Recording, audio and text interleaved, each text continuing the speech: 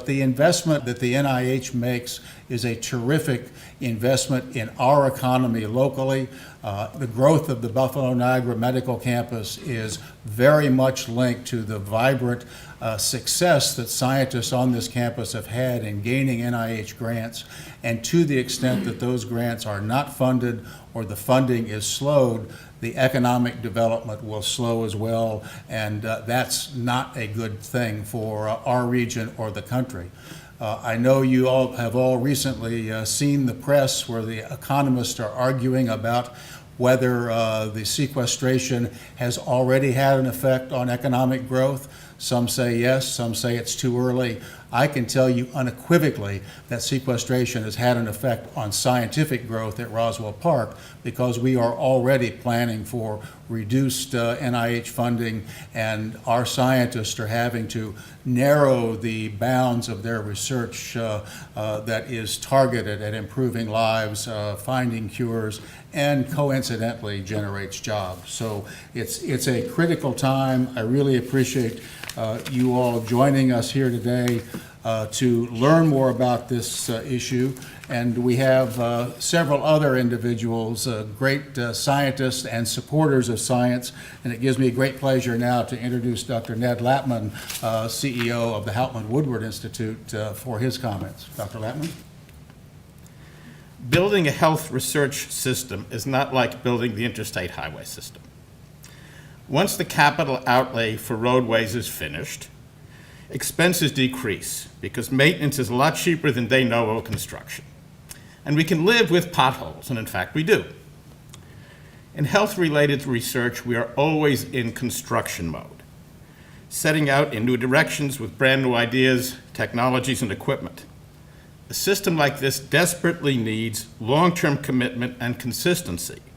We cannot afford bridges to nowhere. The damage being done by sequestration is only the most recent in a long series of damaging ups and downs that have created wounds and caused great inefficiency in the nation's research efforts. Perhaps the most damaging effect of all has been on the potential next generation of scientists, our students and young researchers who see career uncertainties, straitened circumstances, and limited horizons. We are making sure that they will not be there when we need them. What happened? Congress doubled the budget for NIH in the period of 1997 to 2004. It did so to help realize the promise of new cancer therapies, to push back resurgent infectious diseases, and to combat many other health problems. In response to this new federal mandate, institutions invested their own resources in new research facilities and expanded training programs, and in creating all the varied resources necessary to use the new funding wisely and effectively. Our younger generation has seen a dramatic retreat from the promise of this heady period. Since 2004, the NIH budget has hit a brick wall and has significantly declined in real terms compared with inflation.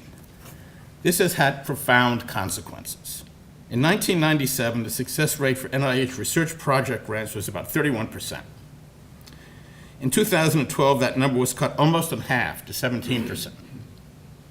In 1997, there were about 7,400 new grants awarded, and in 2012, there were about 9,100, only 25% more. It's a long way from the doubling that you might have anticipated. But the number of applicants for grants has more than doubled. This boom and bust funding cycle was recently pumped again by the short-lived ARRA supplements, which started a whole bunch of new projects that there was no money to finish. So imagine the point of view of young scientists who are contemplating up to 10 years of training post-college. They see mentors and advisors grimly persisting when the tap of research support is repeatedly turned off and on. They see layoffs and contractions in their own institutions. They see great anxiety and profound inefficiencies. Why should they commit years of training and hard work for such a precarious career prospect? The situation is nearly as discouraging for the institutions in which they would work. That's us. Research programs are slowed, new ones are deferred. cost of research rise, since much more support has to be provided for bridge funding between grants. All the while, the influx of new talent and energy that is the lifeblood of research is shutting down. So, generous funding is important. Consistency of funding is absolutely critical. Thank you.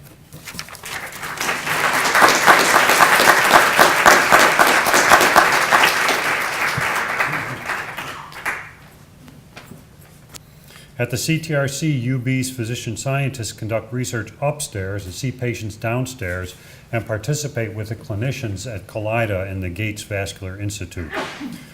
This unique facility was designed to maximize the kind of collaboration and innovation that leads to medical breakthroughs by housing top-notch physician scientists, including several newly recruited scientists to Buffalo, who've chosen to work at UB and continue this momentum on the Buffalo Niagara Medical Campus. These researchers are conducting research on and treatments on chronic obstructive pulmonary disease, cardiovascular disease, diabetes, HIV/AIDS, ear infections in children, liver disease, stroke, and many others.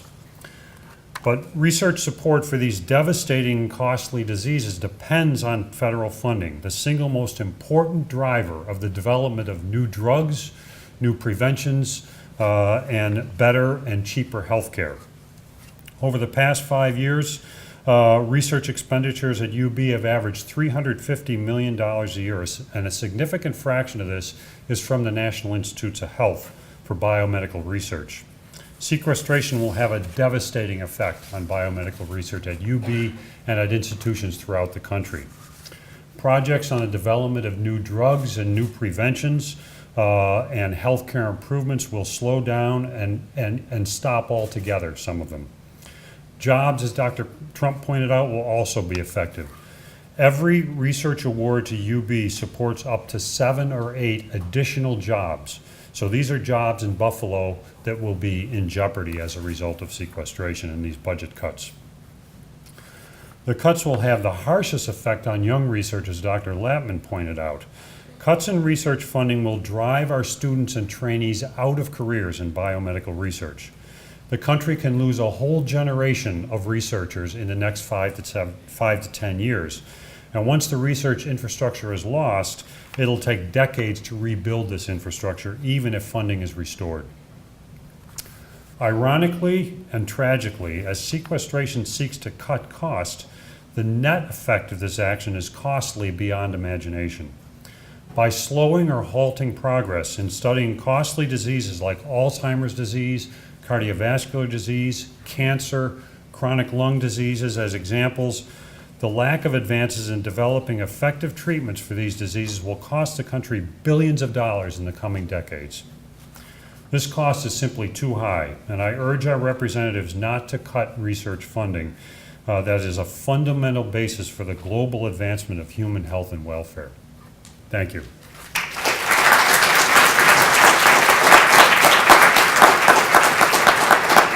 It's my pleasure now to introduce Congressman Brian Higgins.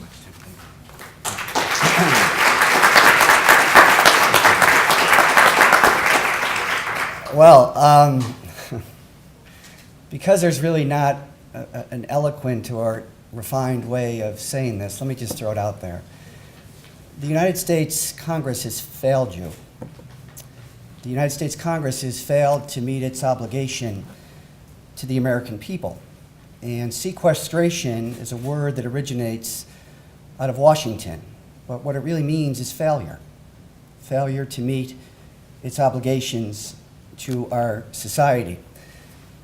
And there's no more fitting place to talk about the dire consequence of sequestration than right here at Roswell Park Cancer Institute and in Buffalo, New York. It was right here in Buffalo that gave the nation and the world cancer research. It was happening right here. The predecessor of Roswell Park Cancer Institute was the New York State Cancer Laboratory. In the late 19th century, the publisher of the Buffalo Evening News and Roswell Park, the physician, went to Albany to make the argument the government has a responsibility to finance cancer research. It's the first historical record when the New York State Legislature granted funding to the predecessor of Roswell Park Cancer Institute for cancer research. It was in 1904 at Roswell Park and its predecessor that gave the nation, the world, chemochemical therapy, which was very, very important. It's groundbreaking studies right here at Roswell Park Cancer Institute that found the link between smoking and generally tobacco use and cancer. 1 in 2 men will develop invasive cancer in their lifetime, 1 in 3 women. Why more for men? Because men smoke more. In 1971, a Republican president, Richard Nixon, signed the National Cancer Act, also known as the War on Cancer, 1971. People will say, well, not a lot of progress was made because of that effort. Yes, there was. Yes, there was. In 1971, between 40 and 45% of those who were diagnosed with cancer lived beyond 5 years of their diagnosis. Today, because of targeted therapies, hundreds of them, they're designed to target gene mutations. The survival rate has increased to 68% for adults and over 80% for kids. But here's what you know about cancer research. You can't stop and start. The only failure in cancer research is when you quit, or you're forced to quit because of lack of government funding. The cost of cancer is profound. Medical costs alone are in the $90 billion range. Lost productivity is in the $150 billion each and every year alone. We make progress when we insist on a robust commitment to cancer funding over the longer term. New therapies are being developed every single day. Vaccines, not only for prevention, but as therapy to boost the body's immune system to more effectively fight cancer. Gene-influenced therapies are being developed right here every single day to increase life expectancy and also life quality. What's going on in Washington today is a travesty. It's a travesty. I used to be a teacher of history and economics. The only way you can grow an economy is to invest in it. Infrastructure, education, and scientific research. That is our history. That is our history as a nation, and we find that when we make public investments into research, they manifest themselves later on in new job creation and development, in rebuilding cities like this city right here in Buffalo in Western New York. The growth of downtown Buffalo and the growth of the Buffalo Niagara Medical Campus are not coincidental. One is a direct result of the other. The growth of Roswell and the other anchor institutions and all the public and private companies that make up the Buffalo Niagara Medical Campus are creating a residential demand in downtown Buffalo, which is creating a commercial demand. That's why all these buildings that historically were dead have new life in them.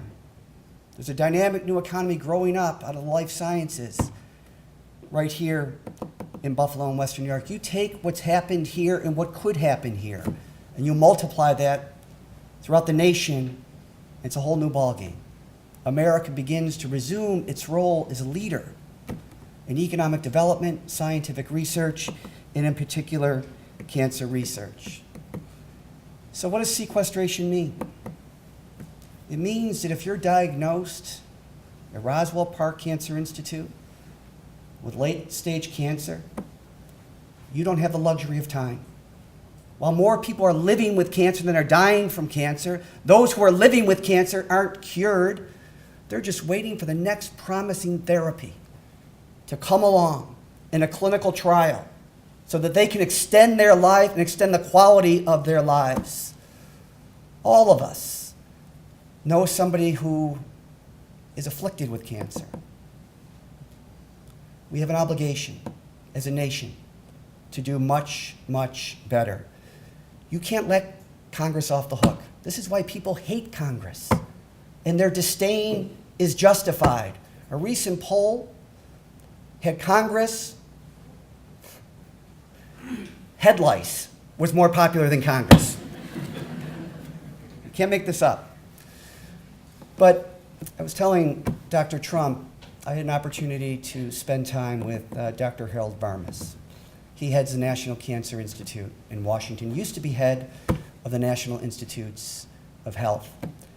And I think the major point in our discussion, after several hours, was that the cancer community, all of you who are involved with this, we have to find a more effective way to communicate the importance of cancer research to the general community. We've got to find a way to do that. Because I'm convinced that if we make a robust commitment of funding behind cancer research, we may never cure cancer. It's not, the more research is done, the more complicated it becomes. It's not one disease, it's hundreds and potentially thousands. But the new information that we're gleaning from the most recent research gives us the opportunity to more effectively treat cancer, extending life and extending life quality.